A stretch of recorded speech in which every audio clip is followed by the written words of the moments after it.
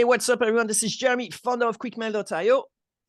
And this is Jack, Chief Lead Generation Officer at salesbread.com. Today, we explore how to craft a great follow-up message. Yeah, Jack and how I to are. plan it out. That's right. Jack and I are a bit fed up of, receiving like, hey, did you read my message? Did you read? So hopefully we're going to get some better examples. Right. If you've ever sent what we might describe as the classic bump email. Yes, that's right. Please listen, please, because you're wasting a lot of your prospects' time and your own results are kind of, you're leaving them on the table. So let's figure out how to write a great follow-up campaign. I'm actually very surprised that this is still a thing. I thought this will be like something like a no-brainer. People, the floor's been raised and so on.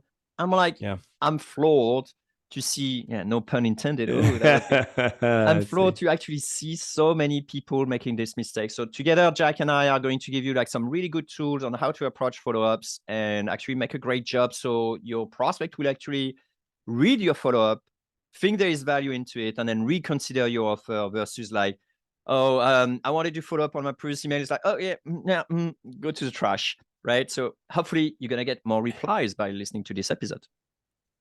All right, we're going to keep it short and sweet with a 10-minute timer. But first, quick word from our sponsors, because today, most B2B companies, yes, I'm talking to yours, lack the time or expertise to turn those cold prospects into warm sales qualified leads. So at salesbread.com, we will bring you one lead per day, Monday through Friday, by sending ultra personalized cold emails and LinkedIn messages on your behalf, so that you don't have to worry about prospecting, list building, personalization, research, copywriting strategy, follow-ups that we're going to get to in a second, etc. So if that sounds nice, and if you'd rather have an agency pro in your corner, head over to salesbread.com. Check out some of our content. There's even more stuff than just the podcast there.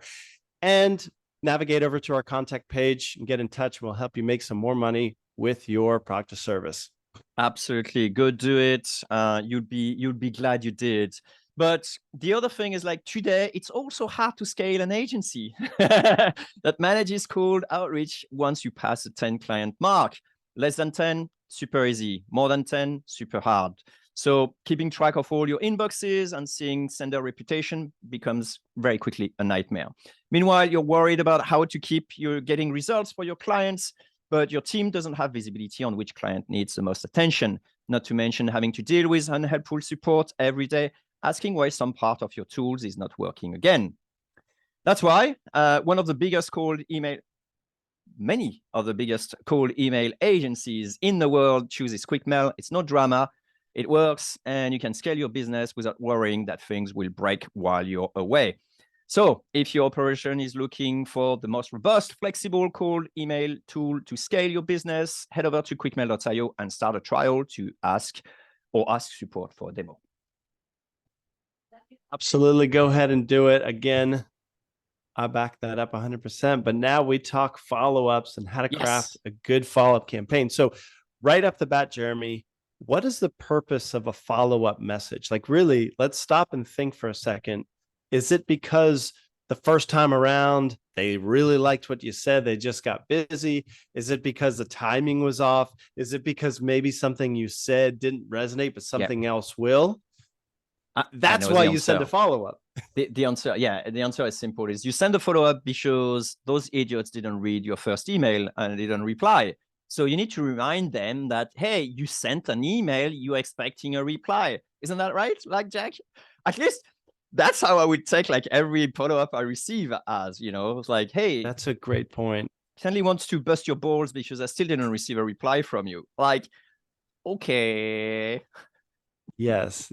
So that is a perfect way to start. Is like, that's not what we're doing here. We're not bashing someone over the head with the same message, or even worse, just pointing them to the same message. No, that's not the point of a follow-up.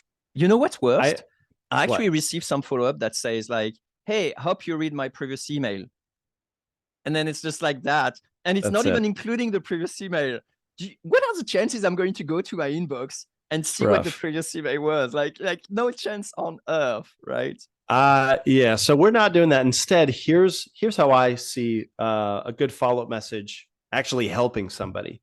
Right. It could be that in the short amount of characters you were able to send in that first touch, you actually didn't hit on the one benefit or the one pain point that really keeps this prospect up at night or really motivates this prospect.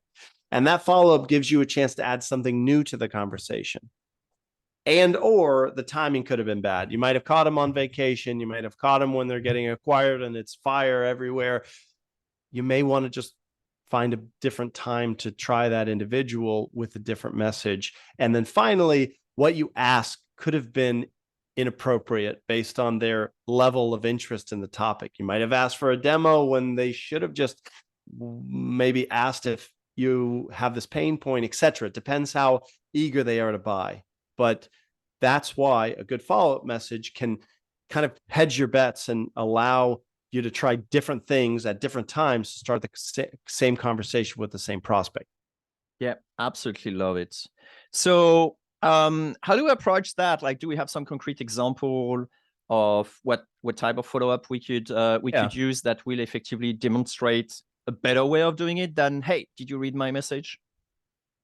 I do. But before we talk template, I still want to talk like the essence of a great follow-up message. Got it. And to me, I kind of see 5 elements to a great cold email, and the same applies for cold call and LinkedIn message or direct mail, whatever. Like there's your benefit, your pain point, your objection, your social proof, and your CTA. Those are like the 5 things that belong in most cold outreach messages. And strategically, you just want to change them up as you follow up so that you're not being repetitive. And in the very few instances you have a chance to get in front of this prospect, you bring a different message there. That's how I view it, Jeremy. What about you? I like that. For me, this is always there is a couple of different strategies you could use. One is exactly what Jack said. Fantastic. It will work. That's for sure. The other one is try to anticipate people in a sales cycle. Maybe they didn't have time to reply straight away, and it kind of like becomes sort of like lazy, like, I don't really want to go through all the detail. And you send a follow-up that actually help them through that process. A good example, or maybe it's too early for example. Can I give an example, Jack? Example all the way. That's perfect. All right, great. So one of the things is we have a campaign for getting people on our newsletter. And so what we do is basically we know in our sort of, it's not a sales cycle because we're not selling, well, we're selling some value and exchanging some value, but it's not like a proper sort of like buy button type of thing. Dollars exchange. Exactly. Right? But one of the things is like we do have a sales process, and we identify that during that sales process, people want to see example of our newsletter before they kind of commit to the next stage.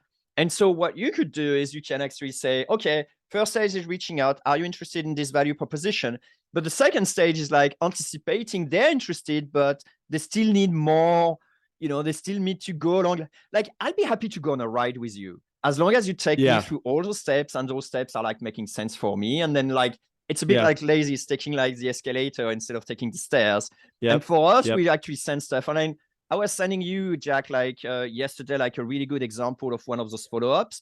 And the answer is like, hey, Christian, sorry for my delay. You read my mind. I was planning to request to see the past 1-2 newsletters so I can share that with the decision maker here. And like, we didn't need any exchange. And it was just like, as part of a follow-up, is like, hey, maybe you would want to see 1 or 2, newsletter that we sent in the past. And that, resonated. They say like, okay, those guys got me. We're on the right track. Let's carry on this sort of like conversation. So brilliant. And, congrats on that. Being able to read your prospect's mind, essentially, it means you're very aware of the market, and that's wonderful.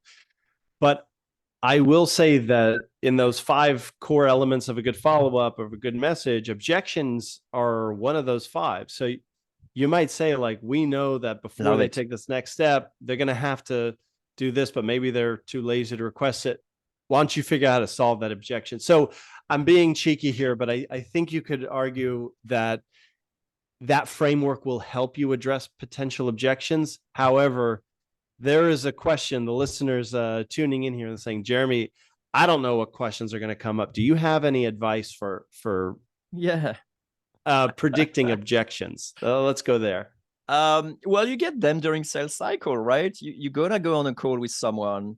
You're going to try to convince that someone to take your offer, whatever your offer is, and then some question will come up. Then use that and put them as follow-ups, right? If the objection is like, "Oh, but that's Pretty gonna good. cost a fortune," and it's like, "Oh no, that's the beauty of the thing. It doesn't cost much." You're like, Yep. "Oh, that's my follow-up." Like, "Hey, you may think this thing will cost a Wow. fortune. Let me tell you that it wouldn't Oh, cost you more than X or whatever," right? You use those information that you get as brilliant. qualitative, and then you just put them in email in order of how often Oof. they appear, right? Okay, so we're really close here to like I think putting the lid on writing a follow up, and I think it starts with the sales conversations you're having, and maybe even the inbound leads that come in. What Yeah. are they opting in for? Keywords. That's your call to action, perhaps, right? Like they're taking a demo. Your cold email can have a demo as a call to action.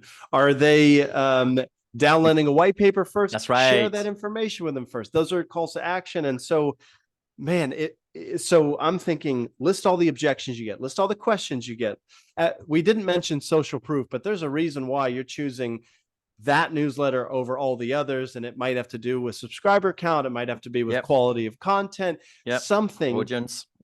Make buckets of all these 5 things, and you're going to be writing better follow-ups than all of your competitors, unless they're also tuning into this cast or they've got course.quickmail.io, which is the podcast, but in course form and way deeper, as if we had 2 weeks together to help you build your own agency level cold outreach. That's course.quickmail.io. That's it for me.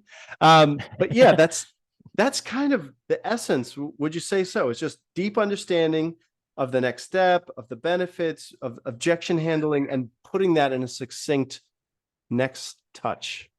Yeah, I would also say, I mean, like Jack mentioned, CTA may actually be also one thing. If you're not getting the type of answer you want, maybe lower the difficulty or the how do we say, like, the How much commitment? commitment you're Yeah, asking? exactly. Yeah. Lower the commitment of the CTA. That could also be temporary. So you get some of the reply and say, well, why don't I get a reply when I'm asking this instead of this, right? And so you can gain also some information from that. But in your view, Jack, is it the lack of understanding or the lack of knowledge and know-how? Or is it laziness? Is it sloppiness? Like, I what think is it's it that makes this. people just like saying like, did you read my email type of I thing? think it's this. You Because there's so Google many different cold ways email of improving it. follow-ups, and you're going to Oh, see posts that are like, oh, send 8 follow-ups a day for maximum response. And then the person takes from that, oh, I just need to be following up. I shouldn't, instead of paying a lot of attention of what you write, you just say, oh, I did my 8 follow-ups, or I did my 5 follow-ups, I'm good. It isn't that. It's the mix of great message, right person, right time, not just the number of follow. That's what I think. What about you? I would agree, and I think, like, if you look at the article date, 2015, right? Because that's when it worked. Yeah, Like, it's over. So, but it's the other true. thing It's I true. would say as well is, don't reference why you have to send a second follow-up, right? It's simple. It's like, I know you're busy. Cut it. I know, it's like, We're all busy. Yeah. we're all busy. Whatever. I was like, Yeah. I wanted this email to go back to the top. Like, cut it. Always think of each follow-up as a standalone email that will actually provide a different angle, a different value, but something. Like, don't stop the work halfway through by just writing. I'm sorry, this is actually coming like very, No, that's good. very That's close to good. my heart. Close to home. Yeah. So I think you just nailed it though. Is like, is it a good follow-up message? Here's how you know. Can it stand alone? And if that Right. was the only message they read from you, would they respond? Then it's Correct. good. I love it. Has it taken us 5 years to get to that really clear definition of a good follow? I wish we did I this couldn't have episode said it earlier. better. Yeah. Okay. So that's how you know you've written a great follow-up email. Can it stand alone and earn a reply without any of its earlier brothers or sisters that may have been seen? So Brilliant. I That's can't improve it. on that, Jeremy. Thanks. All right. Thanks, Jack. Awesome. Great nugget. All right. Catch you next time. Bye.